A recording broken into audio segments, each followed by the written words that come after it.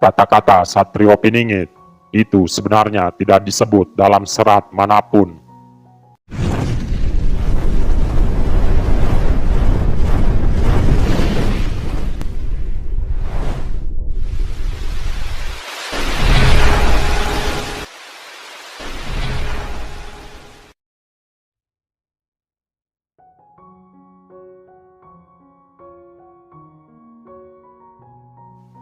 Assalamualaikum warahmatullahi wabarakatuh.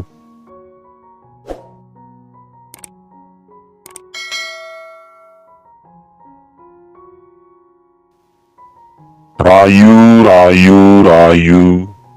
Salam semesta bagi kita semua. Selamat datang di channel Kangkung 007.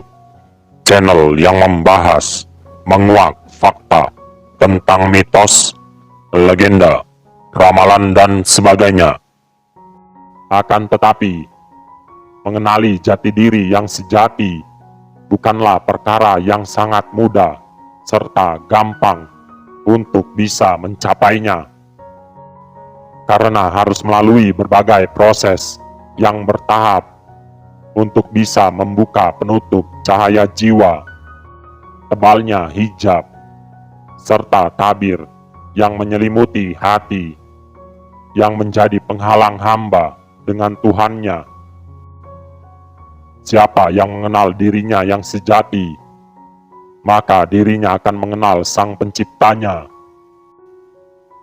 Berbagai ujian serta cobaan dalam kehidupan yang harus dilalui, itu semua merupakan perjalanan pengalaman hidup sebagai pelajaran diri agar benar-benar memiliki puncak kematangan hidup menuju pintu gerbang kemana arah jalan tujuan hidupnya di dunia ini. Dalam proses kehidupan pun akan mengalami berbagai macam cobaan, penderitaan, kepahitan hidup, antara godaan dan keimanan, antara kebaikan dan keburukan. Disinilah kita akan menentukan di manakah yang sedang kita jalani untuk mencapai kepada jati diri yang sejati. Kita sebagai manusia hendaklah mengenal jati diri yang sejati, mengenal alam ruh yang ada di kedalaman diri, karena sesungguhnya di dalam raga manusia terdapat banyak ruh yang ikut, serta dalam mengendalikan hati. Mengenal jati diri yang sejati adalah mengenal siapakah dirinya, dari zat manakah yang dititiskannya, siapakah yang menghidupkannya, dan siapakah Tuhannya. Karena hakikatnya manusia memiliki dua unsur yang utama sebagai penggerak hidupnya, antara titisan zat yang menghidupkannya dan menitisnya zat yang mendampinginya, dan disertai ruh-ruh lain sebagai pengaruh-pengaruh energi negatifnya yang dapat menutupi cahaya jiwa, menutupi mata hati, sehingga dapat mempengaruhi pola pikir, sifat, karakter, watak, serta perbuatannya. Yang tanpa kita sadari, semuanya atas kendali ruh korin dan pengaruh buruknya. Jadi, jati diri adalah kepribadian, kesifatan, karakter, serta watak yang muncul secara alami, bukan karena pengaruh-pengaruh dan energi negatif lainnya.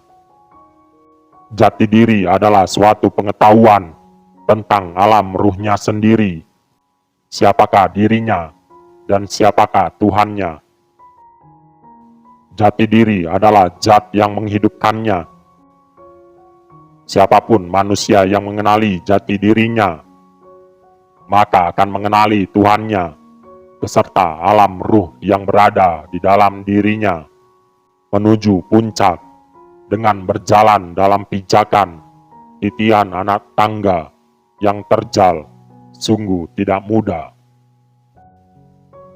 Terlebih lagi, jika berjalan sambil menggendong ego dan ambisi, hasilnya akan berjalan terseok-seok hingga menggelinding dan kembali pada titik awal.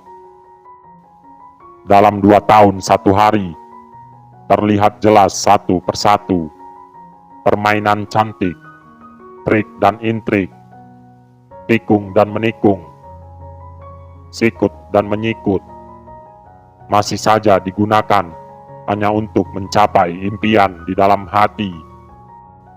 Sedangkan makna dan hakikat mitologi Sang Satrio dan Sang Sri Kandi dikesampingkan begitu saja. Tidak salah jika semua disandarkan pada pengalaman spiritual masing-masing.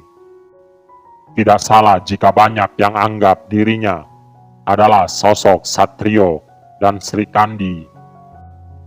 Akan tetapi, semua harus diselaraskan dengan banyak hal, bukan pengakuan sepihak. Berdasarkan perjalanan spiritualnya, jika angon diri sendiri tiada pernah mampu, maka apa yang bisa ditawarkan untuk memimpin dalam skala yang lebih besar? Pasak bumi utama sudah digetarkan dan terbangun dari tidur panjangnya. Saatnya menuai apa yang sudah ditanam. Selamat meraih impian. Sebuah proses tidak akan pernah mengkhianati hasilnya. Kata-kata Satrio Piningit itu sebenarnya tidak disebut dalam serat manapun.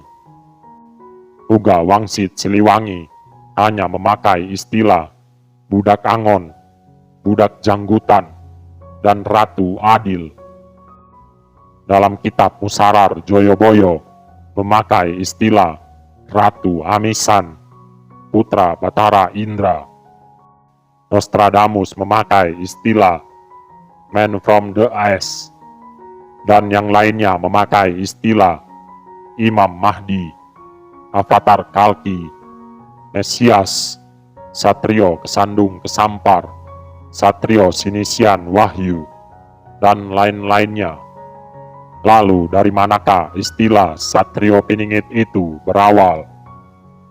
Kalimat itu adalah sebuah istilah yang digunakan oleh Wali Songo, yang berawal dari sebuah ajaran tauhid tingkat paling tinggi.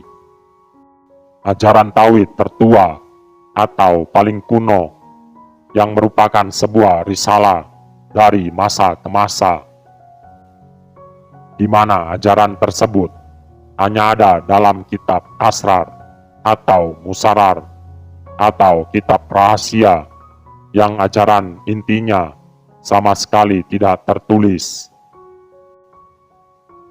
Ajaran kuno ini namanya Satria Piningit, yang intinya ajaran ini menuntun kita pada tauhid murni atau sejati, yaitu persaksian nyata kepada Zat Sang Yang Maha Sejati.